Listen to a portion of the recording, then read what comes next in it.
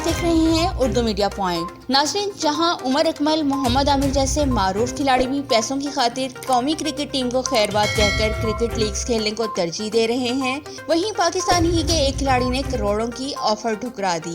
वो खिलाड़ी कौन है और किसने इन्हें पैसों से खरीदने की कोशिश की, आपको इसी से मुतल्लिक तफसील से आगाह करेंगे। दोस्तों, तेज गेंदबाज मोहम्मद आमिर से मुतल्लिक पहले भी ये बात सामने आई है कि वो कौमी क्रिकेट टीम में खेलने की बजाय क्रिकेट लीग्स में खेल रहे हैं, क्योंकि वो वहां से ज्यादा रकम कमा सकते हैं।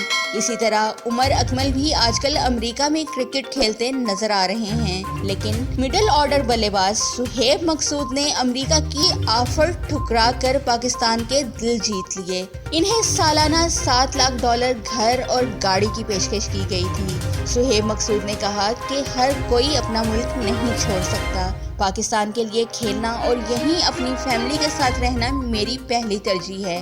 वाज़ेह रहे कि नेशनल T20 कप में कमर दर्द की तकलीफ के बायस इन्हें T20 वर्ल्ड कप के स्क्वाड में शामिल होने से रोक दिया गया था और इनकी जगह शुएब मलिक को टीम में शामिल किया गया था।